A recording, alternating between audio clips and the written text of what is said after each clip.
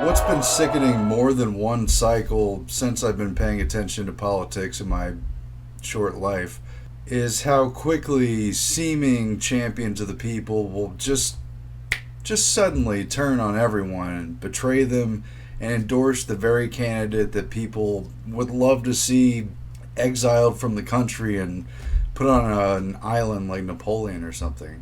Most of you know this already, that our elections are bread and circuses. It's a big show. It gets everyone involved and makes them feel like they still have a voice in a completely corrupt, thoroughly corrupt system.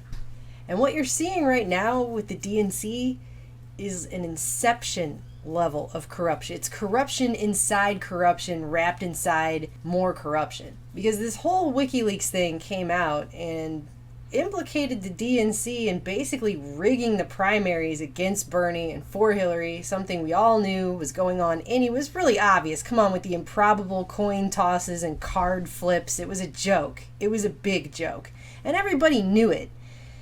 But now there's evidence of it in print, and no one is addressing this, least of all Bernie. He's basically taking it the same exact way Ron Paul took it. Continued to, of course, soak up campaign contributions, but just basically rolled over and took it. Because these people, whatever deal they have made, whatever part they are playing, that's already happened a long time ago. What's sad is that the people who stand behind these people don't understand that. Bernie Sanders inspired a movement, but with raw wounds reopened, he was forced to play the role of healer, trying to soothe his increasingly frustrated supporters, many of them moved to tears. It's even more disgusting to watch those candidates liven up and act as if they're speaking the truth and just step aside and be quiet and watch as some of the worst people in history, some of the most ambitious and corrupt and power-hungry people assume their supposedly proper place in history. You had Bernie pretty much booed almost completely off the stage yesterday. We have got to defeat Donald Trump, and we have got to elect Hillary Clinton and Tim Kaine.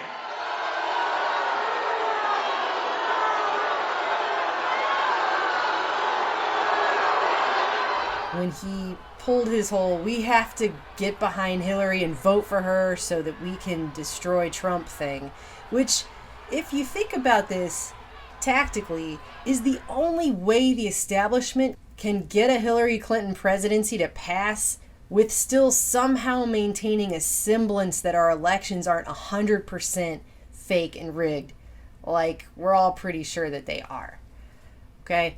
The only way they've been able to do that is to completely demonize Trump in the press, talk about what a xenophobic monster he is, all talking points that they've come up with to make him just look like the most horrible person ever, so that by the time they pull Bernie out from the people who are actually supporting the Democratic side of things, then they can say, well, if you don't want this horrible monster Trump to be president, you have no other hope, no other choice in the world but Hillary Clinton. By the way, very sad for Hillary Clinton that the only way she can attain a presidency is through cheating, corruption, lying to people, and making them feel so desperate they have no other choice than to vote for her. It is really, really pathetic. And if she had a soul or feelings or humanity, she would not be able to look at herself in the mirror. After he's basically booed off stage, what happened next is the mind-blowing part. You had Jane Sanders, Bernie's wife, walk up to the podium and say something to him that was caught on the hot mic. Check this out.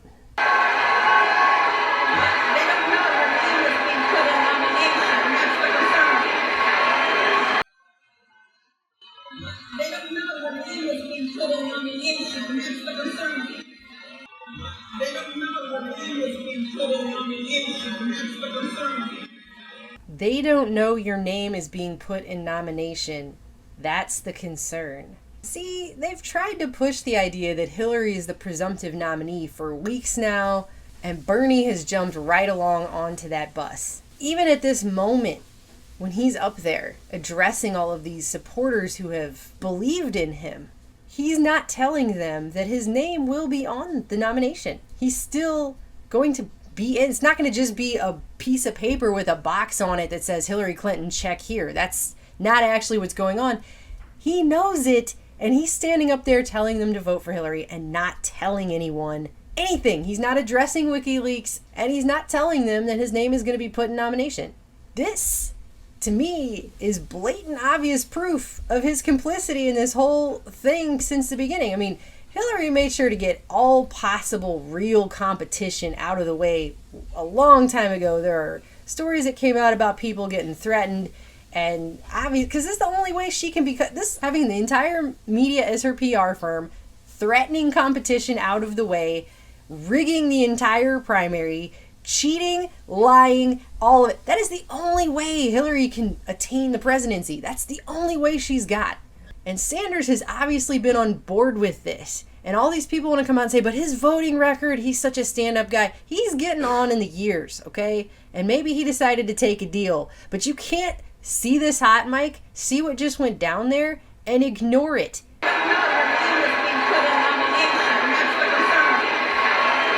Did he mention any of that to the people who want to vote for him in this room who are booing him off the stage? No. He sat there and said, vote for Hillary.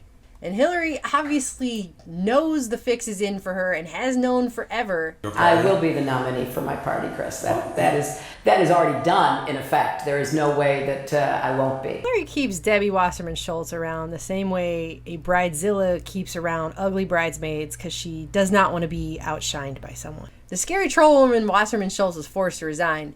What did Hillary do? She immediately hired her as her honorary campaign chair. Why?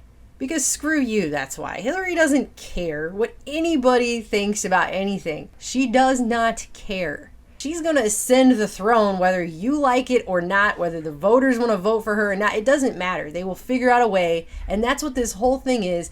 What's sad is to see how complicit Sanders is in it. Just be another empty suit and another asset. That's how easily we get played. They know the population gets angry, and it's a steam valve. It's a vent. Is it ever really real? Well, they always know they're just playing their part. You just know from the get, because of how rigged this entire system is and because of how rigged our elections are, that you just know that he's in on it. He has to be. And of course, now we find out that he is. And look at these people. Who did she go? It's like this little creepy goblin minion who looks like he'll willingly cannibalize a baby if she snaps her fingers. It's horrifying. Actually makes me kind of proud to be an American, to see people not sitting down and taking it and shouting and booing and trying to say, no, we're not going to step aside and let someone as awful as this take over the country. But what a letdown with these so-called leaders, with these misleaders. Hillary Clinton will make an outstanding president, and I am proud to stand with her tonight. Thank you all very much.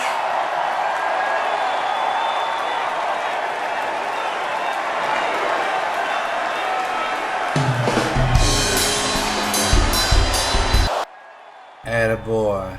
I knew he'd stay on script.